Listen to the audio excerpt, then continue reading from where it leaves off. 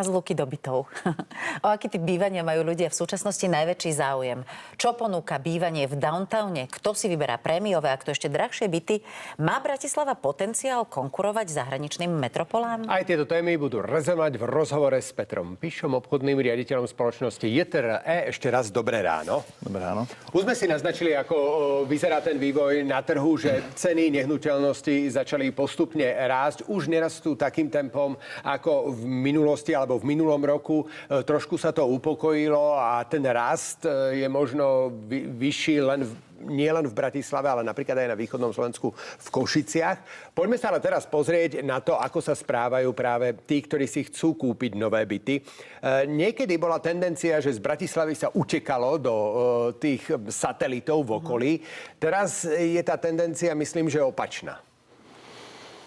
Áno. Dobre si to vystihol. Takto. Ja si myslím, že to je spojené s nejakým generačným, samozrejme, vývojom. Pamätám si projekty, ktoré začali vznikať v Bratislave, prvé také kondomíniové štruktúry, ktoré mali 600 bytov a ľudia sa pýtali, na čo tieto nehnuteľnosti tu budú. Alebo my, keď sme priviezli na trh Panorama Towers v Eurovea City, tak sa ľudia pýtali, Páne Bože, kto tam bude bývať. A bol to jeden z najúspešnejších projektov, ktoré sme kedy historicky mali, lebo však len v priebehu prvého víkendu sa myslím predalo 100 bytov. A následne sme ten predaj museli trošku obmedziť. Ale je to spojené s tým, že to, čo vlastne tá staršia generácia vyhľadávala, ten pokoj na vidieku a tak ďalej, mladí ľudia proste vyhľadávajú životný štýl. Čiže oni chcú mať proste to pulzujúce mesto, chcú mať proste pri sebe, chcú využívať všetky tie benefity, ktoré to mesto proste tým mladým ľuďom ponúka. A tým, že veľká časť týchto mladých ľudí malo možnosť aj študovať v zahraničí a potom neskôr sa vrátiť do Bratislavy a už potom rozvíjať akoby tú svoju profesnú kariéru, tak vlastne hľadá podobné alebo vlastne projekty, v ktorých mal ten človek možnosť proste prebývať alebo možno bývať u kamaráta alebo možno vidieť, ako by chcel bývať a tak ďalej. Čiže toto je jedna z foriem, teda, že prečo tí ľudia sa viac koncentrujú, alebo prečo tá cieľová skupina mladších sa viac koncentruje v centre. A čo teda hľadajú ľudia dnes? Sú to nejaké prémiové byty, alebo je to skôr dostupnejšie pri bývaní? Ja by som to rozdelil. Ja by som to rozdelil na cieľové skupiny, čiže máme cieľovú skupinu, ktorá primárne hľadá bývania. Teraz bavíme sa iba o novostavbách, lebo samozrejme potom máme sekundárny trh, tam je to trošku ešte zložitejšie. Ale máme vlastne, pri novostavbách máme cieľovú skupinu, ktorá hľadá primárne bývania, potrebuje bývať. Rozhodla sa, že chce vlastný byt, nechce už bývať v nájme. Títo ľudia samozrejme, alebo táto cieľová skupina pozerá na cenu. Hej.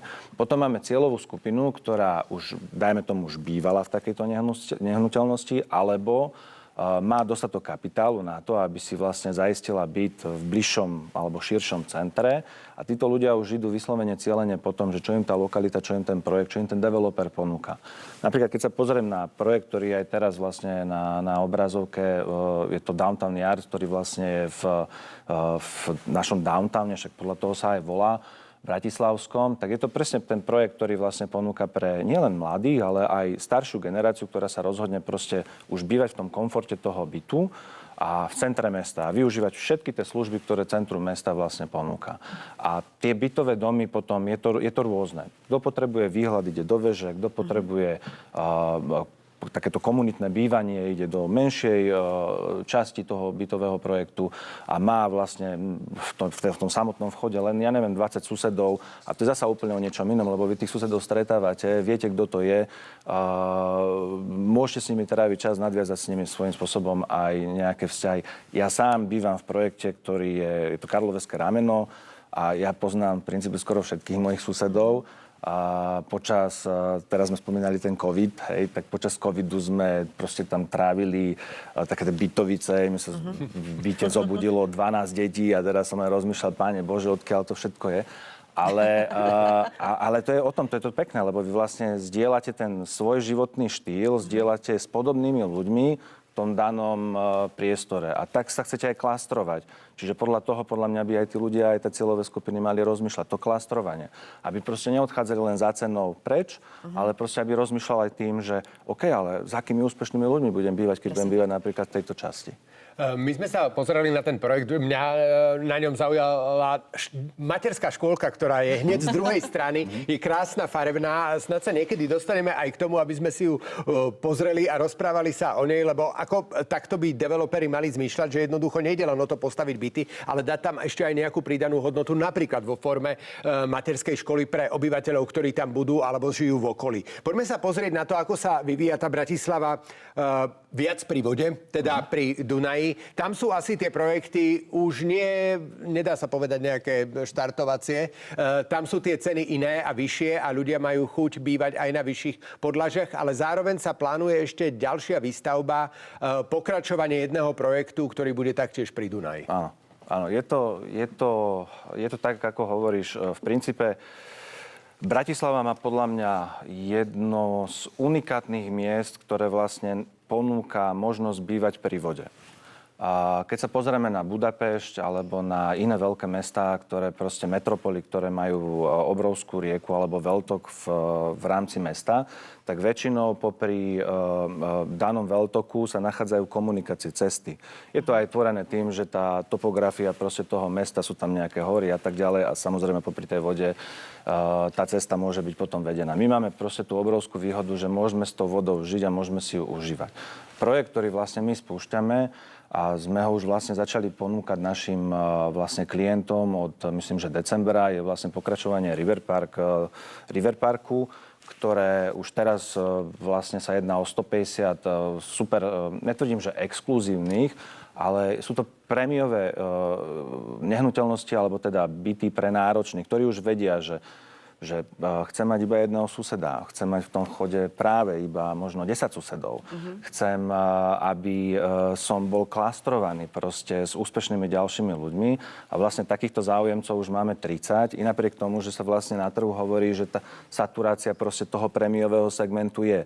No ak si 30 jednotlivcov len v priebehu decembra vedelo vybrať byty v takýchto akoby nehnuteľnostiach, ktoré sú naozaj ako z pohľadu ceny super prémiové, lebo tam sa pozeráme na cenu od 10 000 eur bez DPH+, hej, tak v princípe to len hovorí o tom, že áno, ale pre určité nehnuteľnosti tá cieľová skupina je ochotná zaplatiť proste aj tú prémiu. Stále sa hovorí o tom, že je nedostatok bytov. Developeri, aj keď bol ten dopyt nižší, tak samozrejme pozastavili tie výroby, výstavby a nešlo to až tak rýchlo. Teraz sa to rozbieha. Bude tých bytov v Bratislave pribúdať dostatok v krátkosti? Je to prepojené, je to spojené s tým, že ako rýchlo sa bude povolovať vlastne samotná výstavba. Tam je veľmi dôležité poznamenať. My sme rozvíjali, vlastne my sme jediná firma, ktorá postavila vlastne bytový dom, neskôr ho odpredala spoločnosti Kooperatíva a spoločnosť Kooperatíva ten dom určila na nájomné bývanie. My keď sme si robili analýzy, tak vlastne už teraz vieme, že dopyt po nájomnom bývaní len teraz v tomto aktuálnom čase je niekde na úrovni okolo 12 000 jednotiek, hej, v Bratislave. V roku 2030 ich bude znova 12 000. Čiže keby som len sedliackým rozumom prišiel, aby som to vydelil dvoma, nie je to 6 000 a 6 000, tak jeden bytový dom, keď má 100 bytov, koľko tých bytových domov budem potrebovať, a to nie sme len my, to sú aj konkurenti, ktorí môžu sústavne stavať a určovať tie byty proste na prenajom alebo nákupu.